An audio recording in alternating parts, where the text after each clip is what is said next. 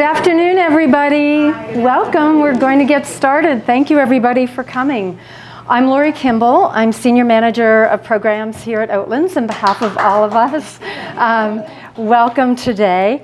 I am absolutely thrilled that Emily Stanfill is here today and for you to learn more about her research. There is a connection between Oatlands and Oak Hill, President Monroe's home, which is just about 2 miles down the Carolina Road. There was correspondence between George Carter and President Monroe. After Monroe was elected president, Carter wrote to him asking to have a post office established at Oatlands Mill, which was down on Goose Creek, and Monroe did. And so George Carter and then later his wife Elizabeth became the postmaster there. There's also correspondence with George Carter writing to Monroe, reminding him to pay his bill because he did not pay for having a log sawed at George Carter's sawmill. And there's other correspondence too. He owes Aldi Mill $5 too. Does he really owe Aldi Mill too? And I have a personal connection with this story because some of you know Wynn Saffer and I researched the people who were enslaved at Oak Hill as members of the Black History Committee back in like 2007 or 2008. And one of the things, much to our dismay, was we were never able to figure out what happened to the people enslaved there after President Monroe died.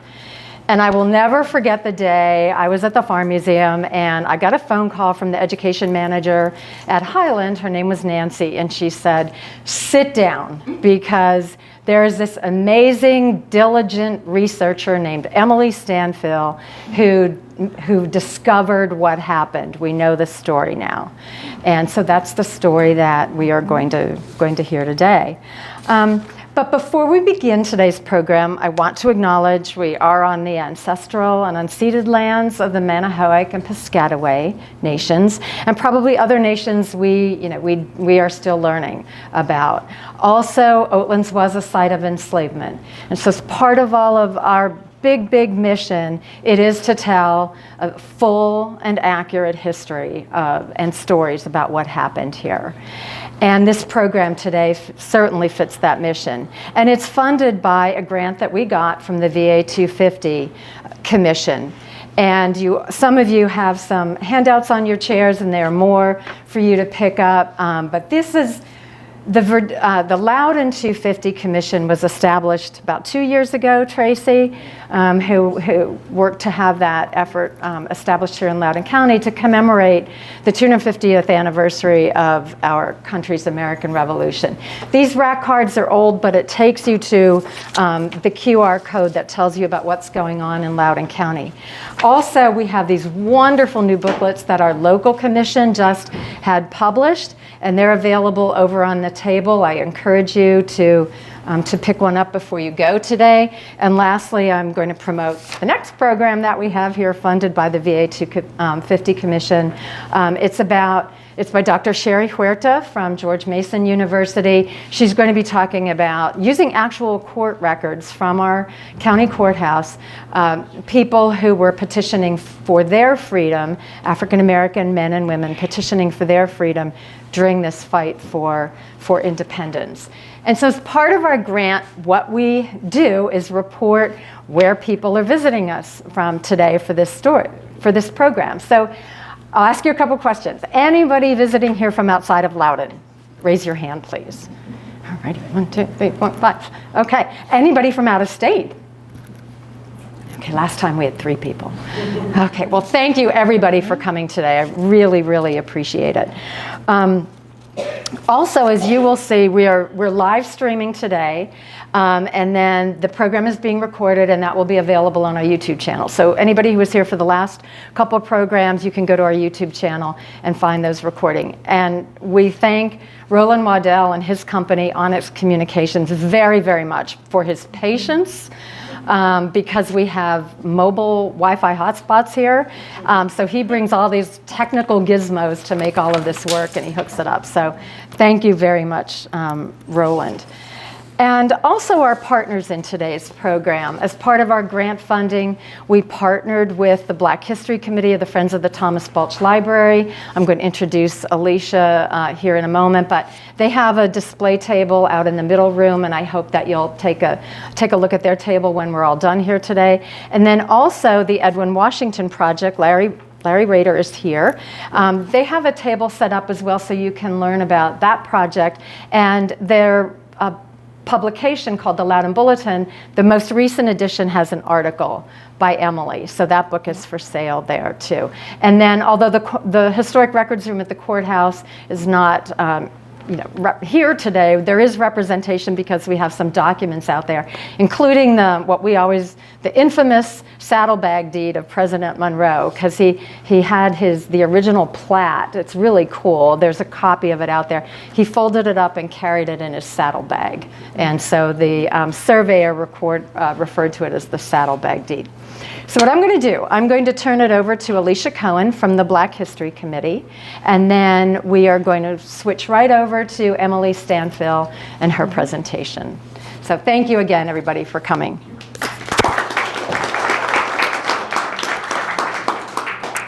Good afternoon, everyone. I see a lot of familiar faces. You were here last week, so I think we're all following each other around. So I want to welcome Emily and welcome everybody who's here. I'm with the Black History Committee, and we partner with Oatlands, and Oatlands partners with us. So we stay busy trying to introduce the public to American history in our county, and as with this program is taking us through several states. And I'd like to just say welcome, and also we do a little marketing.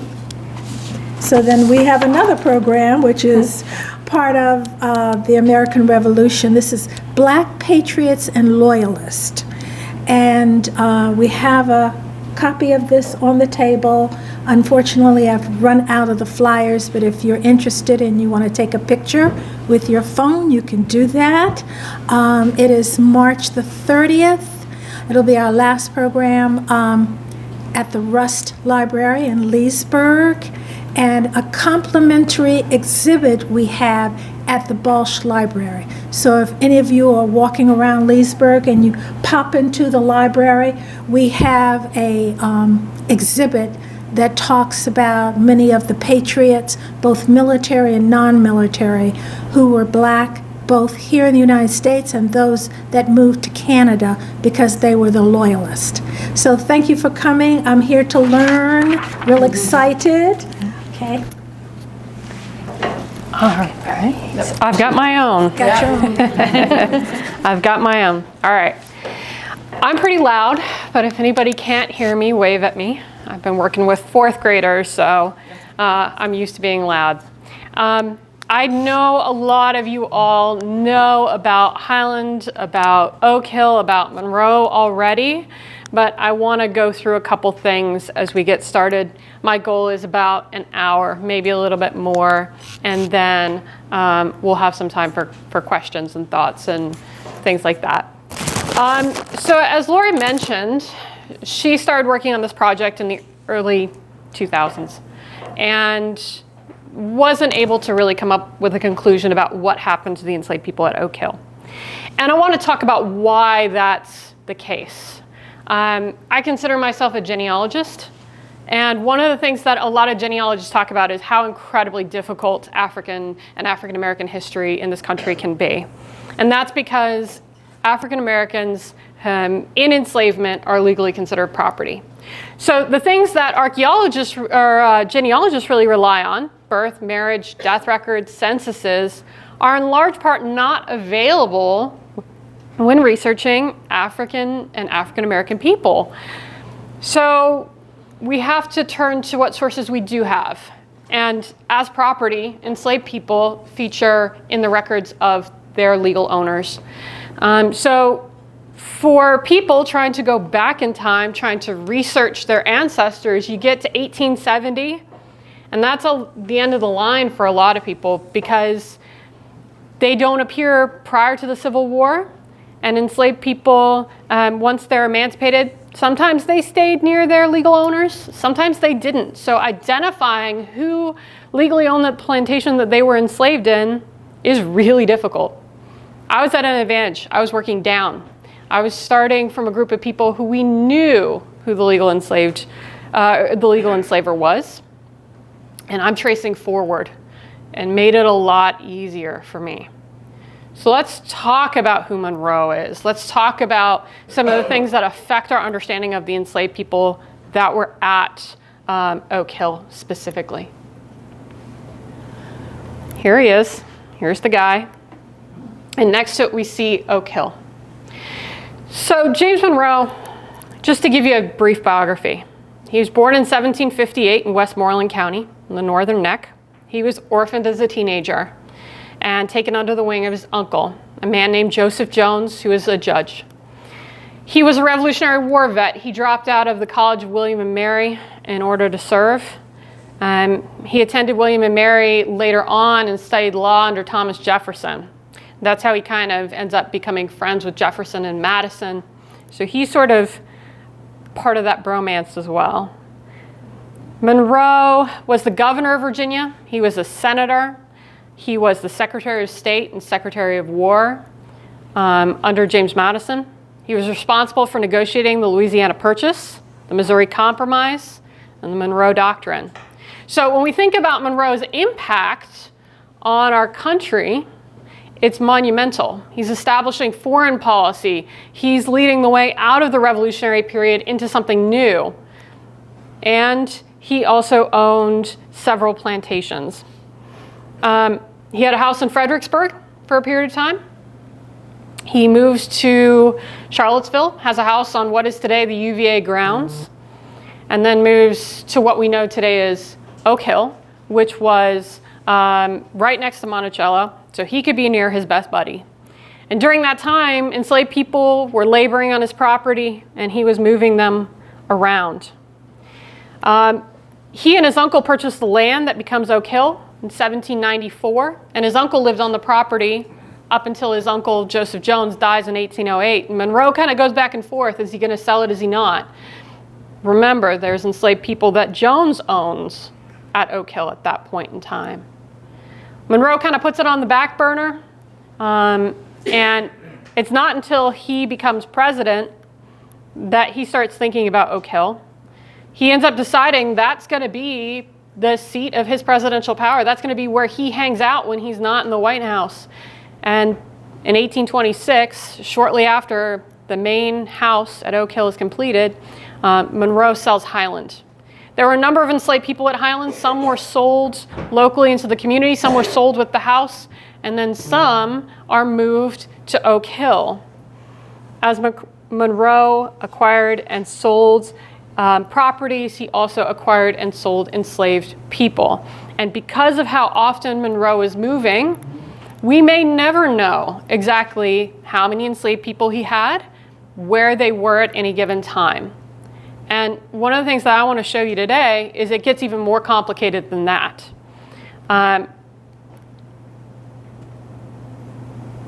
So James Monroe, besides his political career, was also a father, a husband. He married a woman named Elizabeth Courtwright. They had 3 children. His oldest daughter is Eliza.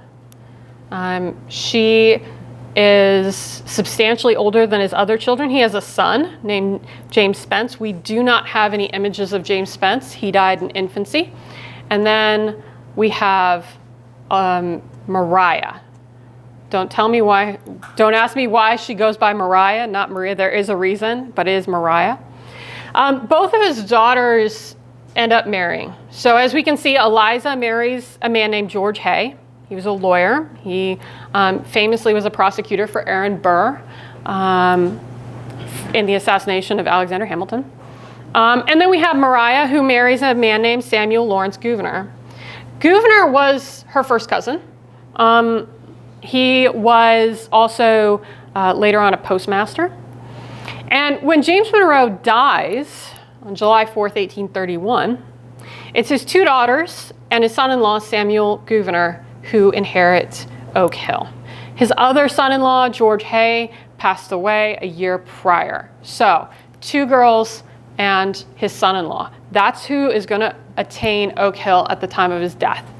Now, it gets complicated pretty quickly. And if you want to learn more about sort of the legal shuffling that happens between Eliza and Mariah and Samuel, I really encourage you to give Barbara's book a read. I know she spoke here. She's speaking again at Highland soon about Eliza's story. And that gives you some really good details about Eliza and who she is and what she's about. Essentially,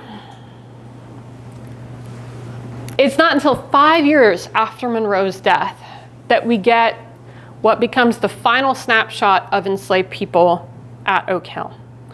This document right here is part of Monroe's will, essentially. It's an inventory. It listed all of his possessions. It listed cattle and farming utensils, but it also lists human beings. We can see starting at the bottom here. I know it's kind of grainy. It's hard to see. But we've got a list of human beings that extends all the way onto the other side. I did y'all a solid. I transcribed it, so you don't have to fight with the old language. This is the information we get. This is the document that got me started. Coming out of the pandemic, I was working as an interpreter or guide at Highland. I was encouraged to refresh what I knew, consider things from new perspectives as I started to put together programming for the public. And I looked at this document and I was sort of surprised. There was so much information here. Why don't we know more? My supervisor, Nancy, pointed me to Lori's work and said, you know, this is the amazing work that's been done so far, but we don't have a lot of answers yet. But look at how much information we have. From a genealogical perspective, we have first names, we have last names, we have some family groupings here. We have rough birth dates. If they were born after 1808, chances are they were probably born within the United States, because in 1808, the Constitution outlaws the transatlantic slave trade. Does not mean that smuggling didn't happen. It means, generally speaking, any person that's enslaved that is born after 1808 has been born in this country. So what happened to these people? So I start off with a really simple list. There are 3 possibilities of what could have happened to them. The first, we're so close to Loudoun County, we are in Loudoun County. We're so close to the border. It is possible that they were manumitted and freed and went north. That's what happened to Peter Marks, one of Monroe's enslaved people. He was freed. He ends up settling in Philadelphia, lives the rest of his life in freedom. So that was one possibility. But if that was the possibility, we should see these individuals in the area, in Pennsylvania. That would be the closest major city that they might want to go to, or Washington, D.C. It's possible that they were sold locally. If they were sold locally, there may be no record. It might be a handshake and a goodwill. But still, not to see a single name come up, not to see anything, seemed really surprising. Or they could be sold nationally. If they're sold into the domestic slave trade, the chances of locating individuals is near zero, because you are looking at a massive nation that is expanding. People may have been renamed. People may not be identified with their last names. And so I wasn't sure what the outcome was going to be. But I wouldn't say diligent. I would say obsessive researcher. I wasn't really going to stop. So who to focus on? Because I can't search all these people. Let's figure out, who do I want to prioritize? So this is my list of who I started with. They're young. They're most likely to survive until the 1870 census, when we could potentially see them as free people. And they're male, because women change their name when they marry. So the chances of finding them goes down. So those were the people that I had the highest possibility of finding.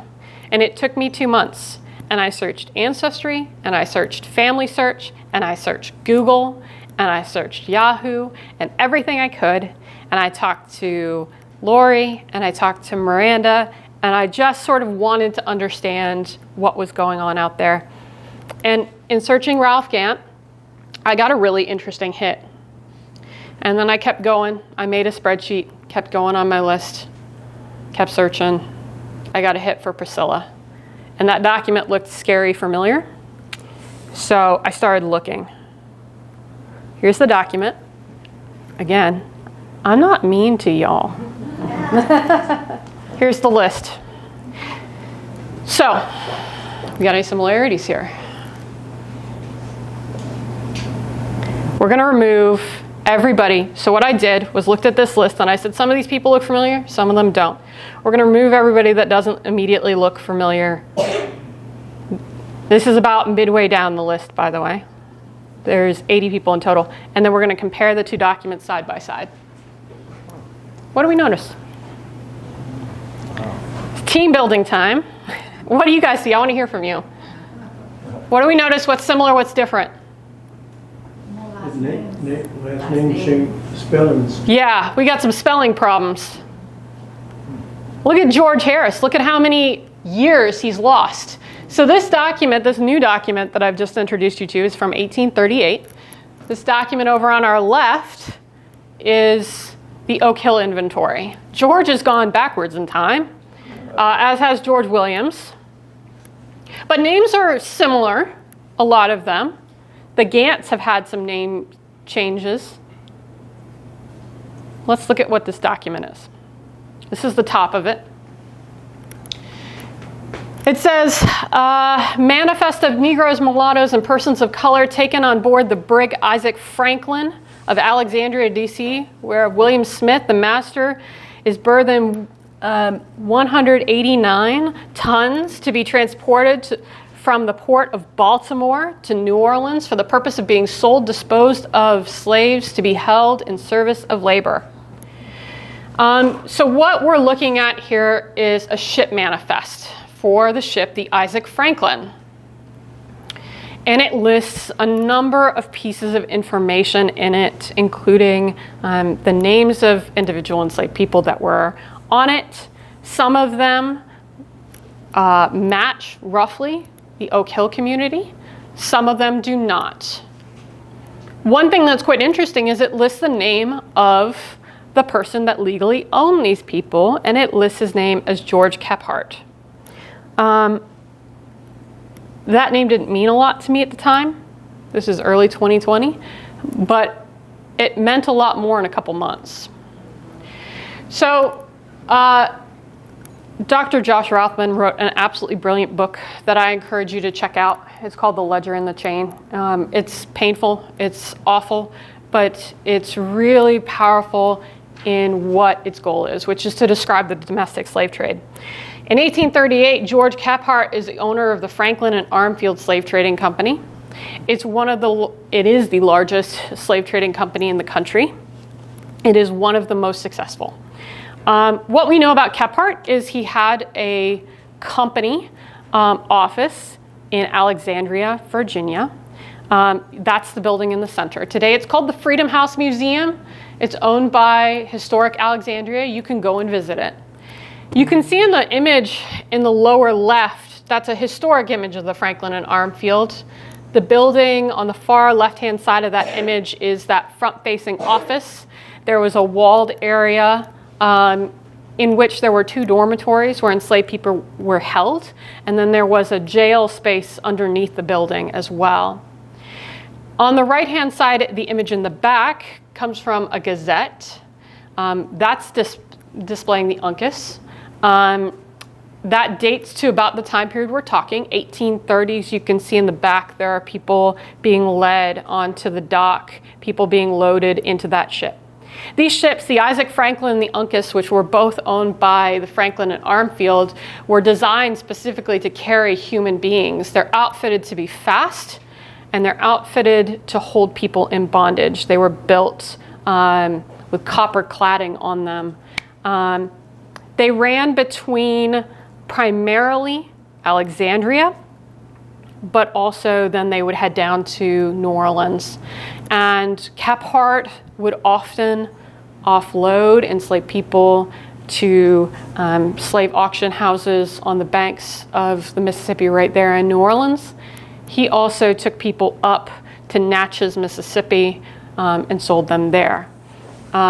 What's interesting to me about the document is it says Baltimore. It's scratched out Alexandria and it says Baltimore.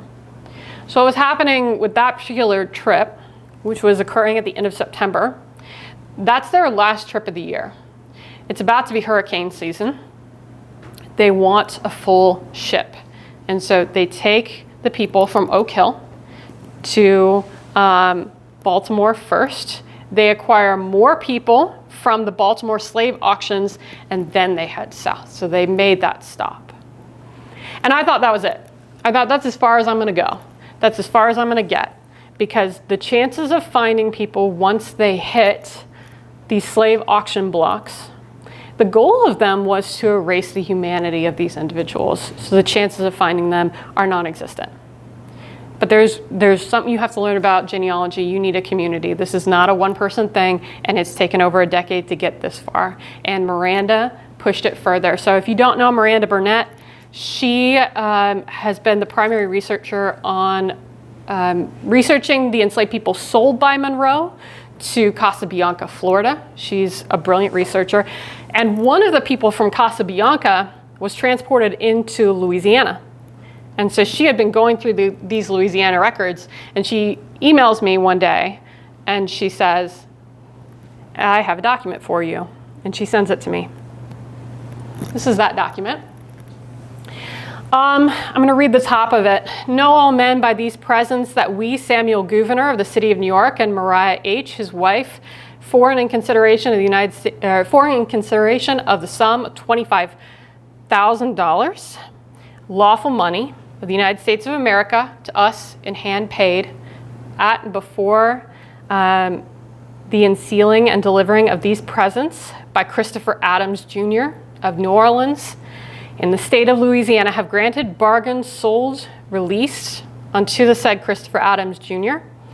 of New Orleans, his executors, administrators, and assigns all of the slaves of the estate called Oak Hill in the county of Loudoun in the state of Virginia, agreeably to be annexed, inventoried, and now in possession of the said Christopher Adams, to have and to hold the said slaves unto the said Christopher Adams Jr., his executors, administrators, and assigns forever. So this record is in the notarial archives in Louisiana. We never would have found it had we not even thought to look in Louisiana. And it is not entered into the Loudoun County court records because one of the things that they did was they signed this document. They wrote this document in New York. They didn't write it here in Loudoun. You can see in the bottom, I know it's really hard to make out, but in this bottom corner here, we've got the signatures of Samuel Gouverneur and Maria, his wife. I think that's the first time we've ever seen Mariah's signature, ever. There are no written documents that she wrote that have survived that I know of. And the other thing that sort of strikes me is if you were here for Barbara's talk, Eliza doesn't sign off on this. Eliza's not featured. She's alive, 1838. She doesn't sign off on this. So she owned 1/3 of that plantation, and something's going on here. And what we know about Samuel Gouverneur, he's not the most reputable individual. He really struggled with his personal finances. He got into gambling debts. And in fact, in 1838, the courts decided that Samuel Gouverneur had misappropriated funds. He was the postmaster of New York City. He had misappropriated funds, and he had just been sentenced to pay a fine of $25,000. And he writes to Andrew Jackson, and he says, yeah, it might have been better if this had crippled me financially, but my family will survive, essentially. I'm paraphrasing. It's in this article that I've written. The other amazing thing about this document is that it's not just one page. There are roughly 7 pages of information. One of them is an inventory And this is what the inventory says. And I've got 2 asterisks here, one for Samuel Jackson and one for Peter Mallory. And the reason they're asterisked is because even though they were sold to Louisiana, they do not appear on the Isaac Franklin. They don't appear on the ship, which tells me they either passed away or something happened. I think with Peter Mallory, it seems he likely passed away. If I was to bet, he is probably laid to rest at Oak Hill today.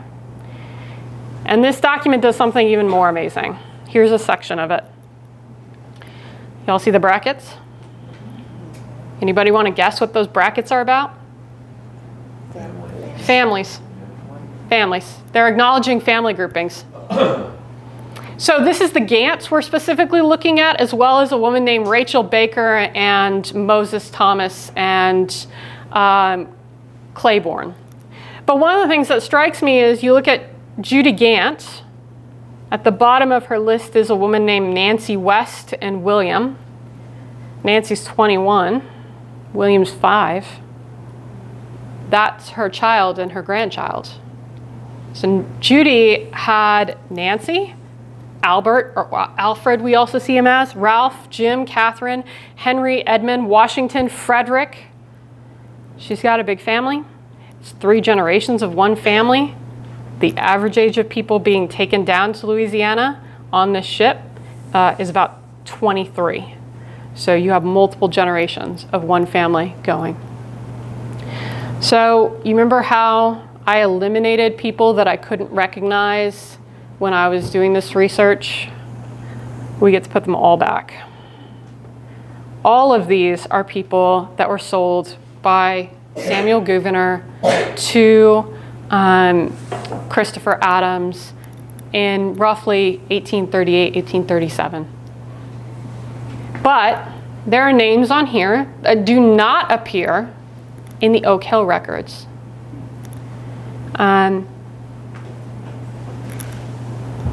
This is a specific grouping. So these individuals don't show up at Oak Hill. They don't show up at Highland. So who are they? They're from a plantation called Ashfield, which was in Henrico County, right on the Chickahominy River. It belonged to George Hay and Eliza, Monroe's other daughter.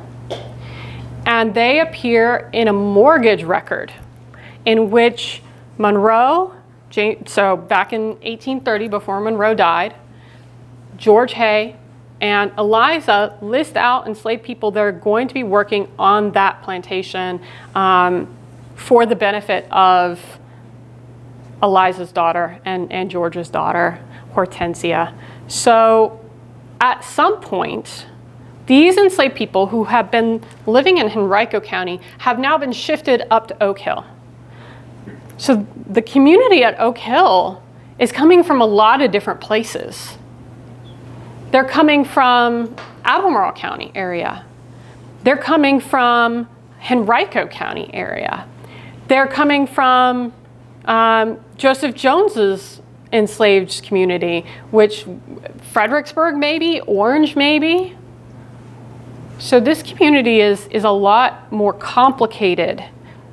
And again, these were individuals that were not part of the initial research on the Oak Hill enslaved community because we have no documents that list them specifically there. You hit on a couple of them. John Baker is a young man who appears a couple of times in Oak Hill records, bringing a turkey to Tench Ringgold, delivering goods on behalf of Monroe. So what I think is going on here, I think Hay and Monroe, George Hay and Monroe, are good friends, and they're sort of shifting enslaved people back and forth depending on what they want. So for the first time, we have a really good understanding of who was sent to Louisiana, where they were coming from. We're even starting to, I'm working with Miranda to push back further on the Bakers. Now that we know they came from Henrico County And we think we've got it sorted. We think we found another plantation that Hay was purchasing from that lists members of the Baker family. So we can potentially go back more generations. And we know that they were all transported to Louisiana in about 1838. By 1840, this deal is confirmed, and we know what's happening. So let's talk about Louisiana for a minute. 1838, the 1830s in general, marks a massive shift in the economy of this country. Tobacco has really destroyed the soils in Virginia. What is in Virginia is a lot of enslaved people. And so we see this massive, I refer to it as human trafficking of people out of Virginia into Louisiana. Along the Mississippi River, there are thousands of plantations, and the people laboring on those plantations are people from Maryland, Virginia, and North Carolina primarily. Because by the time this starts to really take off, the Atlantic slave trade has ended. And so it's the domestic, it's the internal slave trade that's really driving this. And this area of Louisiana, where we know Christopher Adams had a plantation, it's sugarcane country. And this image, this engraving here on our left is of a sugarcane plantation a little bit later on, 1840s, 1850s. The other image that we're looking at here comes from a plantation called McCall Hall. Now, McCall Hall was very, very close to where Christopher Adams' plantation was. And this is a photograph that was taken probably 1860s, maybe a little bit later, of the quarters, the enslaved communities' spaces at McCall Hall. So it was a very different experience from what the enslaved people had up in Northern Virginia versus what they're going into. There's an amazing record that tells us so much. It's called Norman's Chart of the Mississippi River. That's this map we're looking at. And I know it's kind of hard to see, but right here, Mrs. C. Adams is Christopher Adams Jr.'s plantation. It was called Alhambra, which is a misspelling of an Arabic word, Alhambra, which means red house. And this was a sugarcane plantation. But what you notice is, I know it's kind of hard to see, right there. Y'all see that? Mrs. W. Clark Adams. This is really important. Christopher Adams buys the entire Oak Hill community, not just for himself, but also for his brother, who owned another plantation a little bit up the river. And one of the things I've been working on this week is trying to figure out what the name of that one was, because I haven't been able to sort it. Christopher Adams, and we'll talk about why, but he's much better documented than his brother. But my best guess right now is it's called Alemania, which is the French word for Germany, which is kind of odd that they've got these two plantations that are so close and pulling from these names. You'll also notice, right, we've got J. Andrews Plantation. This is Belle Grove. This was the largest plantation in the entire United States. Thousands of acres, thousands of enslaved people. So these plantations are massive. And almost all of the owners that you see, if they're not identifiably French, are coming from largely Virginia. That's where Andrews is coming from. That's where J.P. Stone's coming from. So what's happened is, after this property, after Louisiana is acquired, Louisiana Purchase, right? Again, Monroe's influence here. And after the War of 1812, a lot of soldiers and their families start to move out of Kentucky and Tennessee, which is where the Adams originally come from. They come from Kentucky. And they start to move into Louisiana because it's a quick way to make a lot of money. This is swampy land. This is difficult land along the Mississippi. It's dangerous land. And a lot of these plantation owners in Virginia, too, are moving down there because they know what's happening. And one of the things we were just talking about a little bit earlier is how many of these really influential individuals start to sell enslaved people to Louisiana.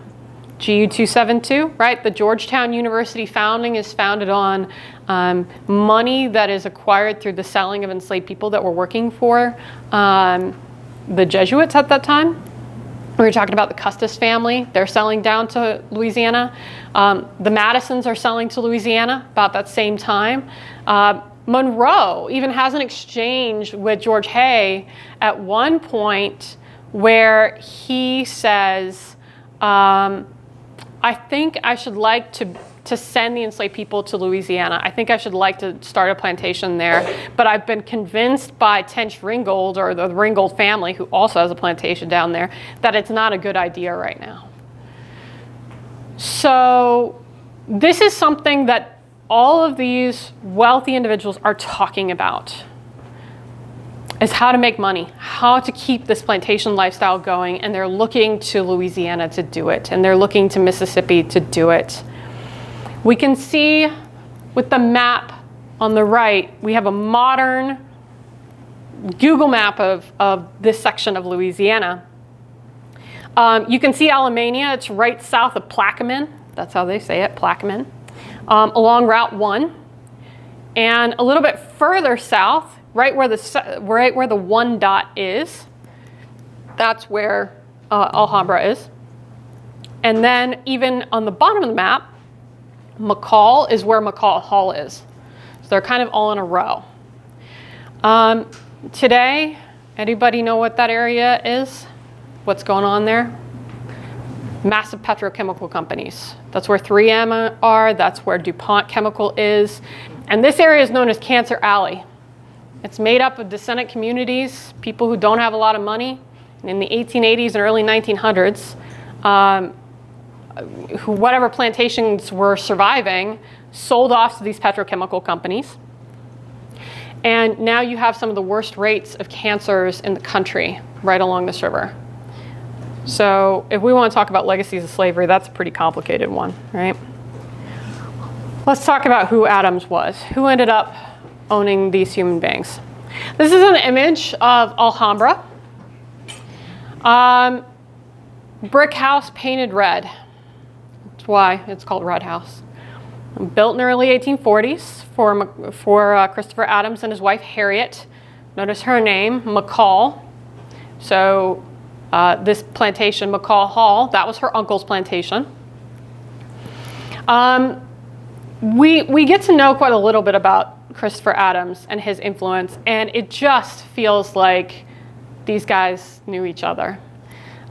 These are two articles about Adams in different newspapers. I'll read them for you because I know the one is kind of rough to read.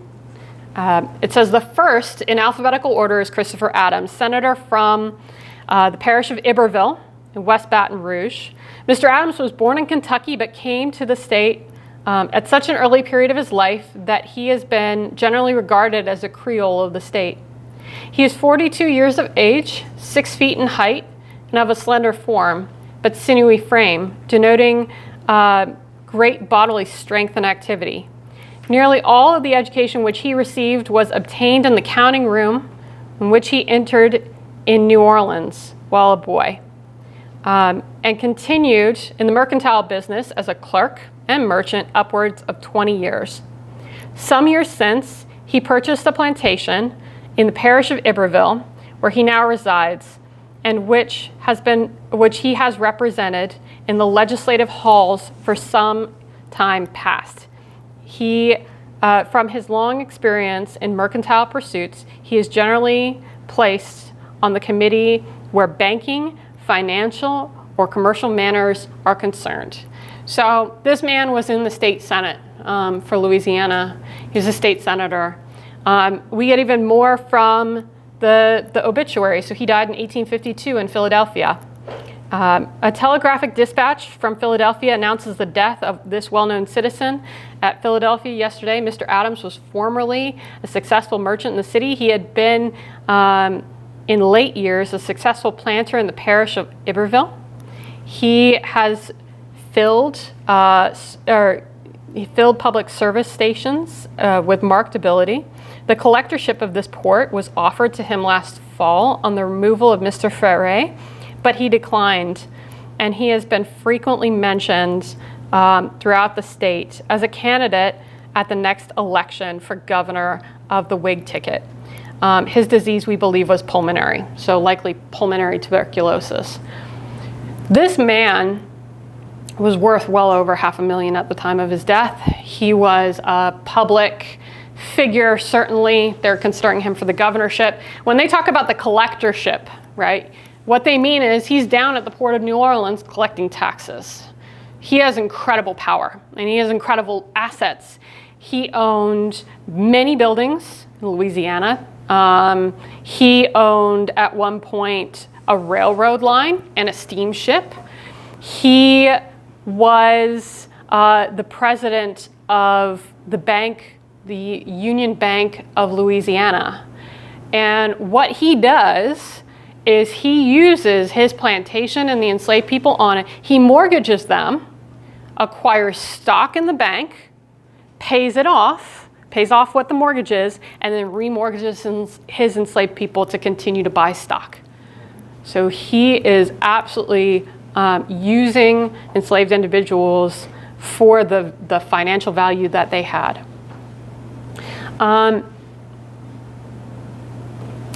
This is another map of Alhambra. Gives us a physical sense of what the space was like. So this is a really interesting map. The different kind of squiggly shapes are different crop types that they were recording, and the squares are buildings. So the square at the very top of your screen is likely the main house. And then we can see there's a couple of barn buildings behind it, and then this double row of these guys right here. Those are the quarters where the enslaved people were. And then this building at the back is the sugar house. Right, so that's the layout. One of the things that's kind of interesting to me is this over here. This little square box on the side, on sort of the edge of the plantation. That, to me, looks like a cemetery. So that's probably where the enslaved were buried. The images that we're seeing here are from Alhambra. They went up on a public forum.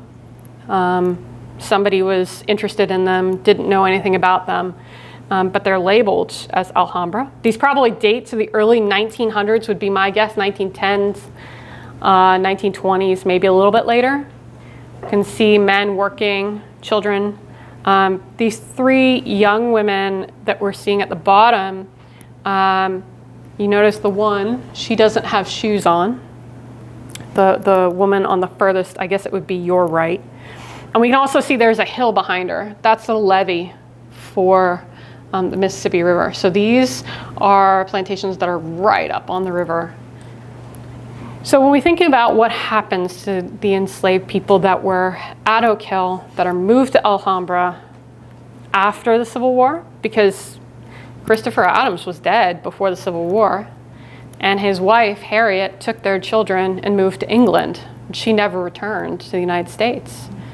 So there's an overseer for a period of time before the end of the Civil War.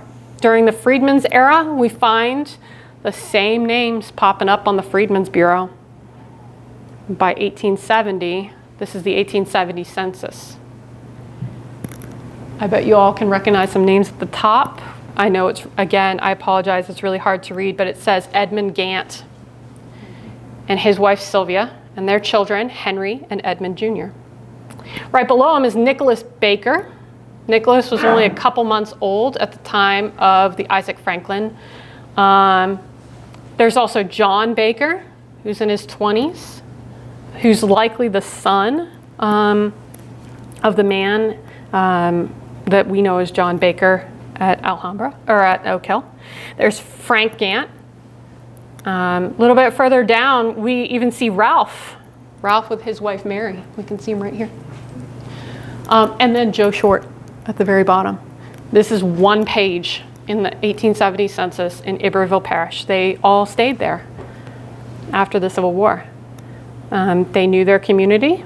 They knew what they were doing. Ralph Gantt absolutely identifiable as Ralph Gantt. He is a blacksmith. He is consistently referenced as a blacksmith. So let's talk about what happens to these people. One of the descendants of Edmund, one of Ralph's brothers, is a woman named Miss Alfreda. And this is a quote that the county writes about her, that she became a school teacher and helped to start one of the first schools for black children after the Civil War. And this building still exists. It's being preserved. It is a museum. They have at the local church in Plaquemine a scholarship to support kids in the name of Miss Gantt. So she is well remembered in that community. The Bakers. So the Bakers are quite tricky. The Bakers are one of my biggest challenges because John and his wife, who we see it sometimes as Meemaw, sometimes as Minnie, but I actually think her name is Mamie. And the reason I think that, we can see her, I know it's really hard to, but she is up on this line somewhere. There she is. Mamie, later on, her granddaughter is named after her, and she's called Miami. But if you say Mamie with a Louisiana accent, it sounds like Miami. And Mamie is another short for Mary Magdalene. So it's a name we see a lot. It has lots of different shortenings and other ways of pronouncing it. But the Bakers seem to split. They are very, very hard to trace. And one of the reasons I think we can sort of deduce from this Freedmen's Bureau record. So this is a labor contract from the Freedmen's Bureau. They were recording who was working for what plantation, how much money they were getting based on the amount of labor they were able to do. And in the case of Mamie Baker, she says that she currently is working for Mrs. Adams, but she had previously been owned by W. Adams. So I think the Bakers were sent to that other plantation. I think they were sent to Alamania. I don't think they are at Alhambra all of the time. Now, we do have some documents that indicate that they were there potentially in the 50s, but 1850s, but those are kind of problematic. Currently, the Bakers, I've been able to locate a living descendant who lives in Louisiana and is very, very interested in the work that we're doing. And he really hopes to come up and visit at some point. He's been to Virginia a couple times and is really excited about the connection that he has to, and exploring that connection to Oak Hill. Let's talk about the Harrises.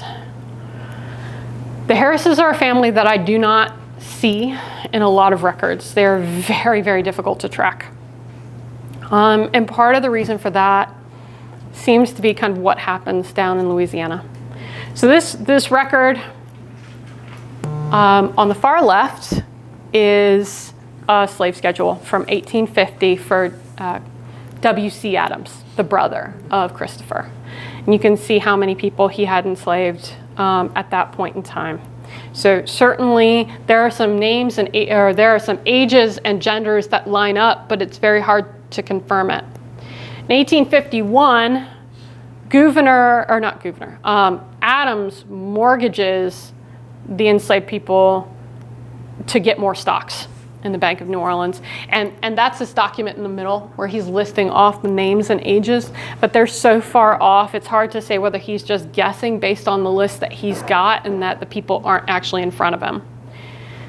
The Harrises don't appear in the 1870 census, which is surprising because you consider it's George, his wife Nancy, their son George Jr., their daughters Priscilla and Cornelia, and then there's Andrew. By 1851, we don't see George Jr. or Nancy. We only see Andrew, Priscilla, and Cornelia. And then by 1870, we don't see them at all. And one of the things that starts to happen in this part of Louisiana is we start to see these epidemics. This image that I've pulled is from 1878. It's from a Memphis newspaper. Yellow fever is wiping people out throughout the South, and it's especially affecting populations that are coming out of slavery. So you can see in this particular little image, we've got emancipated people on the floor. They've been affected with yellow fever, and a doctor is coming to treat them in Memphis. That doesn't happen in Iberville Parish, and I think the guess is 3 in 10 people die in that parish from this disease. But there are some people we know a lot more about than we ever did. We can finally say what happened to George Williams. George Williams is at Highland. He is considered the primary builder of the guest houses at Highland, along with Peter Mallory. We know from Monroe's writings that he purchased George from a Judge Brooks in 1818. And George worked for a period of time for Monroe. He was injured. He broke his leg. And Monroe suggested perhaps he needed medical attention. And later on, he's marked as crippled. By 1823, he's still at Highland. He has a wife and 2 children. We do not see her mentioned again. And between 1823 and 25, we think George has moved from Highland to Loudoun to start construction and assist in the construction of Oak Hill. By 1836, he appears on the Oak Hill inventory at age 50. And then he's sold on the Isaac to Christopher Adams, and he's transported. And we get the first description we have of him. He's listed as 45. Now, let's talk about why that might be. Why is he all of a sudden listed at younger age? Yep. They downed all the ages of all the older people and they upped the ages of the younger people because Gouverneur wants money. And Adams is willing to give it to him. And Adams has a lot of money. So Gouverneur is misrepresenting the ages of enslaved people in order to get more. 5'8" though. And he's, one of the things they do in this particular document, this transport document, is they list skin colors of the people that are being transported: yellow, red, brown, black. In this case, George is referred to as having a black complexion. 1840, George, we know he's at Alhambra. And he appears in the 1869 mortality schedule as having passed away in October in Iberville Parish of bilious fever at the age of 80. Here's the thing though, it lists the household that he was in. And there are 2 other people with the name Williams in his household who are born in Missouri. And we don't know if those are George's 2 children from his wife Anne. We don't know if these are people that became adopted family for George. But in his last years, he was cared for. He had people around him. He had people who cared about him. And then there are the people that we're still looking for. These are people that appear on the Oak Hill inventory that do not go to Louisiana, but we can't find them on the records. We don't have answers for these people yet. Doesn't mean we won't. We're 10 years in. This might take another 30. Goodness knows, right? I mean, that's the important thing to remember about genealogy. It's not who do you think you are. It's not instantaneous. You get answers. It's years of research by multiple people to try and put together these tiny fragments. And the amazing thing is, today we will probably find out more than we knew last week because a new record set might be digitized. I mean, that's the thing that helped me. Those ship manifests became available and had been digitized online. But if you didn't know that, you'd have to go to Washington, D.C. to get access to them. So having access to all these new records means we have an opportunity to learn more than we did 5 years ago. So I've started creating a little bit of a website. I'm slowly putting it together. You can check it out. You can take a picture of this, and it's a QR code. It works the same as that. You can also email me if you have challenges, if you have questions, if there are things you want to know more about. Again, this is a community sport. It's not an individual sport. So I think when we all work together, we can continue to answer these questions and figure out, these challenges that we haven't had answers to up until now, right? So that's where I'm at right now. What do you all have for me? I just threw all of that at you very quickly. Thank you. Thank you. That was fantastic. So thank you for being obsessive and diligent. Yeah. One comment before we go to Q&A. Emily mentioned George Kephart, the slave trader. He owned Belmont Plantation in Ashburn. So those of you who know Belmont Country Club, he owned that. He owned the mill that is now Basil Newman Park, Riverfront Park over on Goose Creek. And he owned a number of other properties in Loudoun. So that slave trader, George Kephart, did have a Loudoun connection as well. Yeah. Thank you. I'm going to turn it over for questions, and I'm going to hand you the microphone because we need that for the live stream. I can also yell out questions back. So we'll work it out one way or another. If you So can't get the questions for Emily. mic. Questions, thoughts? Yeah? Need this? Yep. Okay. The live stream. Yeah, you can just yell it. Okay. I have two questions. Okay. The first one is after Monroe died in 1831, and then from 1837, 38, when the ship left, who worked the land at Oak Hill? What backfilled the 40 that were left? Because it's a large estate. Yeah. And it, it went all the way through until it was converted to a dairy farm much later in that century. Yeah, so 1831, Monroe dies in New York City. Even though he's dead, he still had an overseer. There are still enslaved people working that property. They're still on that property up until a couple of weeks before they're transported. I mean, they're continuing to work the land. Yeah, but after that? After 1840 census indicates that there are only, I want to say, 8 enslaved people left on the property. 4 of whom are under the age of 15. They're children. So my guess is either neighbors are sort of renting out parcels, and that's how Samuel Gouverneur is running it. Gouverneur stays up for a number of years in New York and D.C. before finally coming down to live in Loudoun for a very, very brief period of time. So it's kind of unattended, and we don't have a lot of records from that time because it would just be an overseer working for Samuel Gouverneur who would be, kind of in charge of daily operations there. But there's no essentially owner on site at that point. But yeah, there's still, I think its neighboring plantations are harvesting and keeping the land working. I think they're also selling off a lot of parcels at that time, so that probably accounts for some of it too.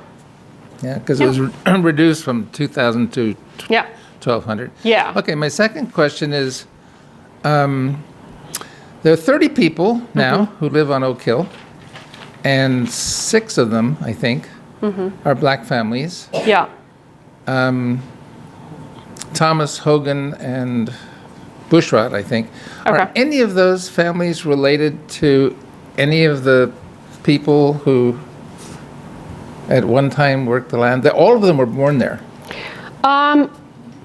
Possibly. And here's why I say that. Our definition of family relationship has to extend beyond the bounds of that plantation. There are people like Judy Gantt. We don't know who Judy was married to. We don't know what her extended family might have looked like. We can say for certain that the people who are transported down to Louisiana don't come back to Virginia at any point. So it's not going to be descendants of those individuals, but descendants of extended family members, people who share the same names? Absolutely. Absolutely. So it's entirely possible. I don't know the families that currently live there. I don't know their genealogy history, but I think it's entirely probable that they have connections to this community. All right, who wants it? Good. So just to clarify, at its peak, how large was Oak Hill and how many workers were enslaved there? Ooh. Laura, you know size, yeah? Today it's about 1,200 acres. Wynn, do you remember originally? I got the number here.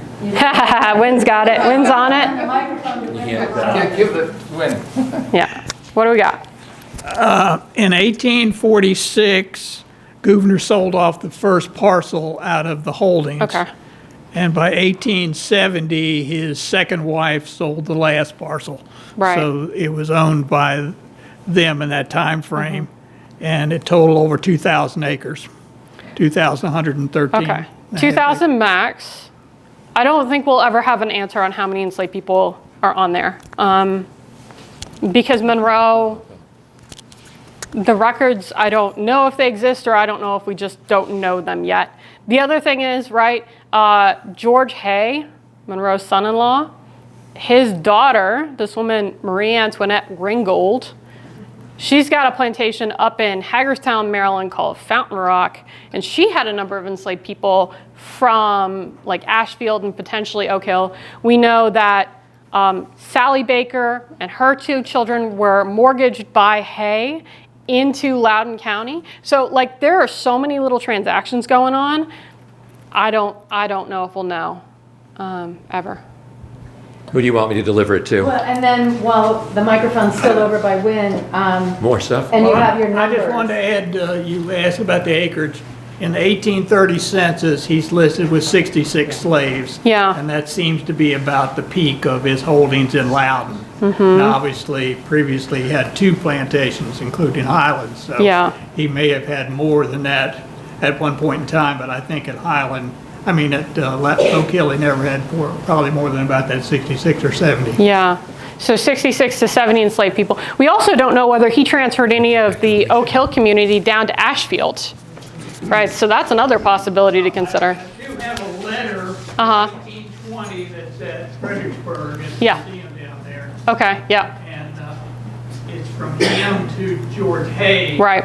And he's saying that he can house laborers. So I think what the gist of the letter is, Hay is sending slaves from Ashfield to work at Oak Hill. Yeah. In the construction of the mansion, which starts about 1820. Yeah. And it's finished in 1823. Right. So, and those 5 fellows, or more than 5, I guess, the Lumpkin and the 2 Dabney brothers. Yeah. And the 2 The Baker Shorts. brothers are Where are all they? part of that group. Sorry, Because guys. they show up in an 1823 inventory to Benton. Yep, this one. So we can kind of eliminate the kiddos, but yeah, Jerry Dabney, George Dabney. George Dabney is another one. We know what happened to George Dabney. It's one of the most horrifying newspaper accounts I've ever heard. George Dabney is murdered down in Louisiana. So we do know what happens to him. Yeah, the Lumpkins, members of the Gantts family. John Richards, another person we have a lot of documents about in Louisiana. So he's another one we have good records on. Yeah. So I have 2 questions. Okay. The first one is, have you followed the families, the owners, in your genealogical work? In other words, do they have any descendants today? The Bakers? Yes. Yes. Yeah, the Bakers do have a number of descendants. In Vermont, there are members of the Baker family. I've more focused on Christopher Adams' children rather than his brother, but I do need to go back and look at his brother. But yeah, they do have descendants in the United States. One of his brothers one of these children was a ambassador in China. He's traveled quite extensively. But they all live in the north now, which I think is quite interesting that I've found is they are not in Louisiana at all. And they're not in Mississippi at all. They've really moved up into the northern states, into New England and the Mid-Atlantic. Yeah, but I haven't had any contact with them. So my second question was, and you may have mentioned this, but I was just wondering, how did you come to this work? How did you decide that you would focus on the Oak Hill enslaved? Yeah, so I was working at Highland at the time, and I was coming out of the pandemic, and like a lot of you, I was feeling all of the feelings and all the emotions that came out of starting to work again and starting to go outside again. And I just felt like I had a ton of energy and I wanted to do something. And initially at Highland, my supervisor, Nancy, was like, hey, you know, one of the things we've been looking at, and since you have experience doing genealogy, do you want to go look at Peter Marks and see if you can figure out what happened to him? Because he was the only person that we know was emancipated by Monroe. And so I had a lot of success with that. And I said, hey, you know, let me know if there's anything else I can help with. Let me know if there's anything else. And she said, well, you know, there's this document. And I said, well, what happened to all these people? And she said, we don't know. And so that having a supervisor who encourages that curiosity is really, really, I don't know whether I would have known, you know, otherwise about this document had it not been for her willingness to sort of engage with that conversation. Yeah. Okay, thank you. And if you don't know Nancy, she works for the papers of James Madison, so we're happy to have her. Yeah. Yeah. Do you know whether or not any of these slaves or persons that left Oak Hill ended up at the Whitney plantation in Louisiana? So the question is, just for the live stream, did any of the individuals that are here end up at the Whitney plantation? Yes. Not to my knowledge. Not to my knowledge. Whitney is quite a bit further south. Some of them ended up leaving and going to Texas. I've even found descendants of the Gantts that are out in Seattle. So they really do start to go global. There is a descendant that I've talked to of the Gantts. He's in Arkansas right now. But at this point, and I'm still going through documents, I was telling Lori, the Notarial Archives is a massive, massive collection. And it's awful because none of it has been digitized to be searchable. And it's organized based on the notary that took the record. So you just have to, you know, go through every single one. And I have 136 hits for Christopher Adams, and each hit might be 2 to 20 pages in length. So it's an ongoing process. The only way to look at them is either to go to New Orleans or the family search affiliate libraries or family history centers.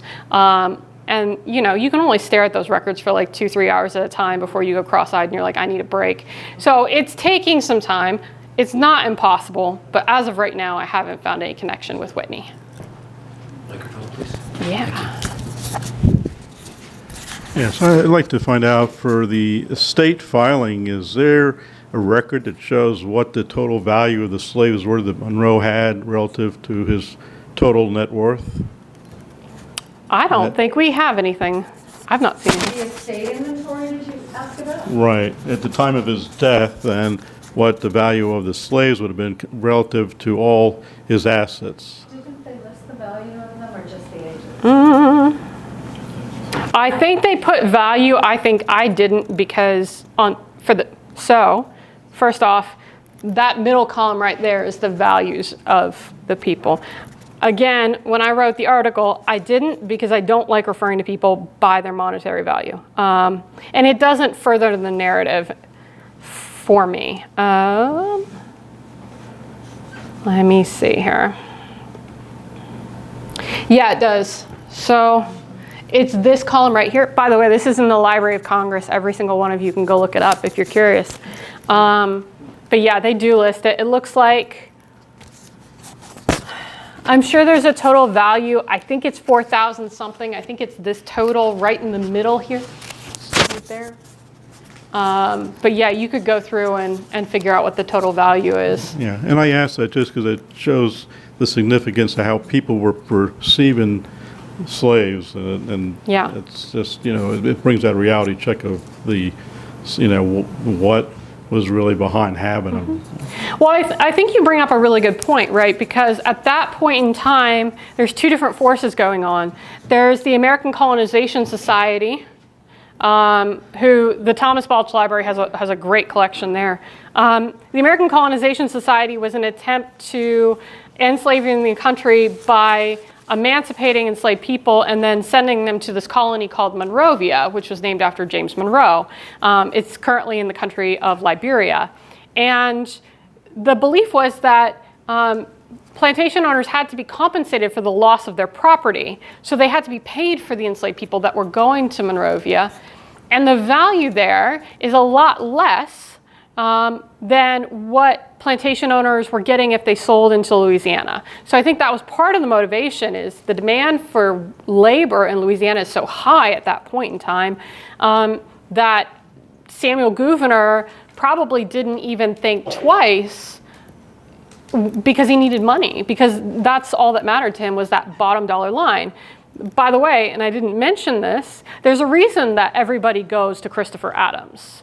And it's not that Christopher Adams is necessarily, the most prominent dude. Samuel Gouverneur had a sister who was named Mariah. To make it even more complicated, his wife and his sister are both named Mariah. Mariah is married to a man named Thomas Cadwallader, and he is the cousin of Harriet Gage McCall. So Samuel's sister knows this family in Louisiana.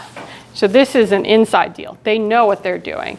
It must have been something to the effect of a conversation between the two, where he's bemoaning needing money, and she's like, I have a solution for you. Or I have a cousin who might be able to or is looking for enslaved people. It's called inside I know a guy. Yeah, basically. Yeah, absolutely. Anything else? Sure. In the back. Okay. You can yell, or we'll get you. Real good. You can hear my voice. I can hear you. But I'll wait for it. Thank you. The map that you showed in Louisiana, I believe it's Alhambra, and you Yes. showed a section that you believe to be enslaved cemetery. Yes. Is that land now lost?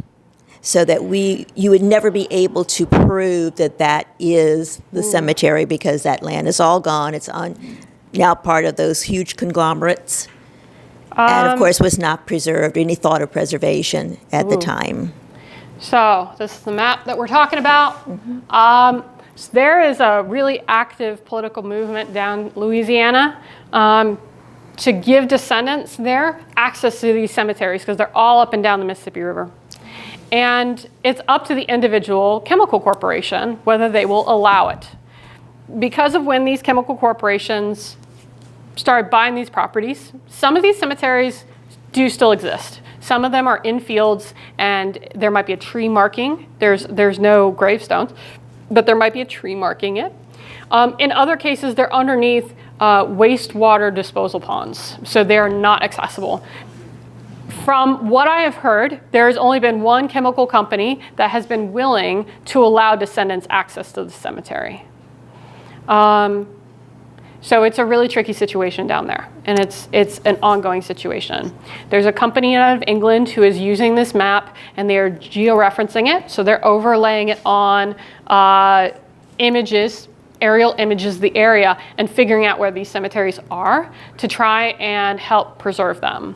And one of the big debates that's currently going on down there, so the state had received a request to preserve a section of Highway 1, which is right along the Mississippi River, between Whitney Plantation and heading north from development of this kind. And the state recently denied the proposal and is opening that space for development. So what the long-term implication is going to be there, I don't know. Yeah. Thank you. Anything else?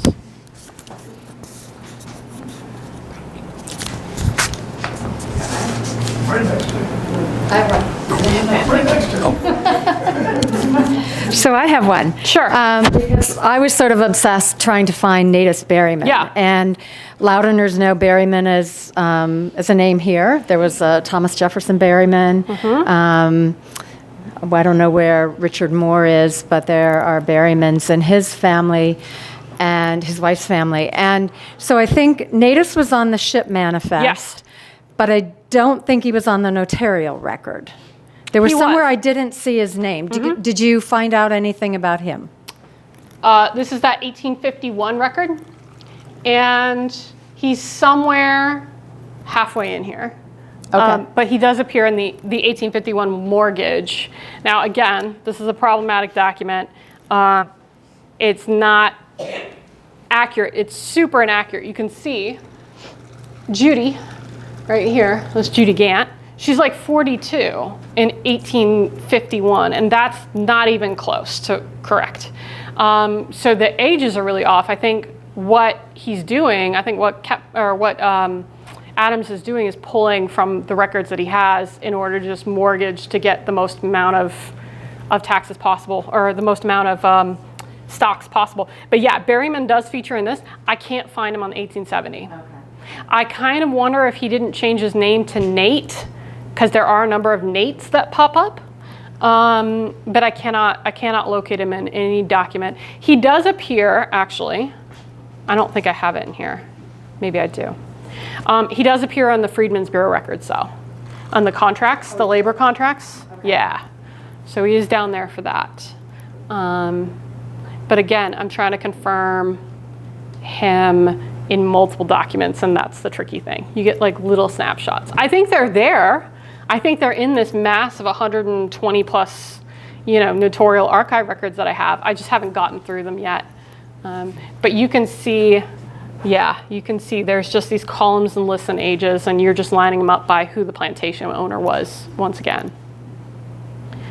Anything else? Okay, one more. We're more good. question. We're doing good. It's a little bit out of the scope, but Charles Fenton Mercer was a Yes. staunch advocate for the American Yep. Colonization ACS, Society, yeah. ACS, right? And he's James Monroe's neighbor. Yes. Was there anything that you ran across where he was trying to convince Monroe to free some of his slaves, or? So Monroe actually was in favor of the ACS. yeah, he was. But not emancipation, which was an odd kind of, Right. But was there any exchange that you ran across in freeing some of the people that you've been talking about? So one of the things we have to note is that for the last 11 or so months of his life, Monroe lived in New York City. He was not here. And according to Eliza's letters, there's an indication that something's happening. Monroe grows very, very close with Samuel Gouverneur, who Eliza has a special kind of hatred for, and Tench Ringgold. And so it really seems like she insinuates in her letters and in her drafts that that they have convinced him. We don't know what his mental state was at the time he's writing the will.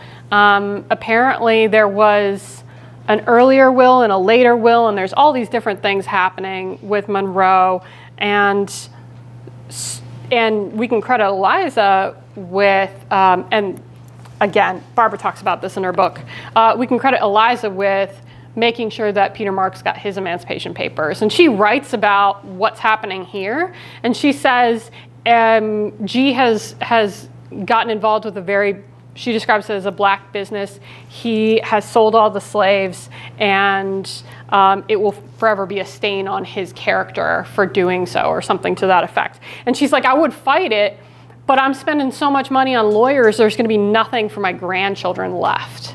So she's not gonna fight it.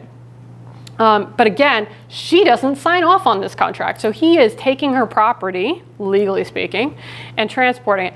And I think that's telling you, or tells me, that Gouverneur was so desperate for money, even if it wasn't Monroe's will, would he have listened to it? Who's going to contest that? He's the postmaster of New York City. He is the only male heir. He's going to do what he wants. He didn't, and Eliza criticizes him. She says he hasn't produced the will. He doesn't realize that in Virginia, if you don't produce that will, you cannot sell property, insinuating that he tried to do this earlier and he couldn't because he didn't have proof. And so, you know, I think that even if Monroe had had a conversation about freeing enslaved people, it wouldn't have necessarily mattered, but there is no indication that he did, in large. Can I throw in a citation on this? Do it.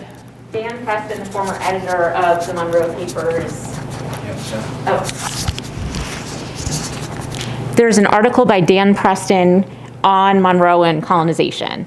So if Mercer said anything to him about it, Dan would have covered it in this article, which I just don't remember, but James Monroe and the Practicalities of Emancipation and Colonization. So there is a whole article that's just on this topic.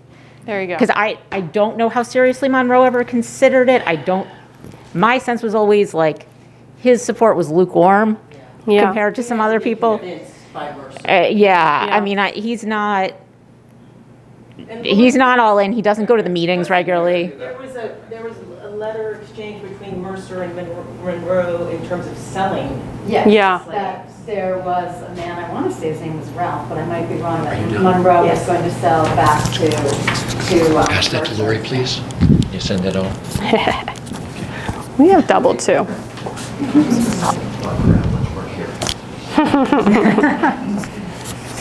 Any other questions for Emily? Join me in thanking everybody.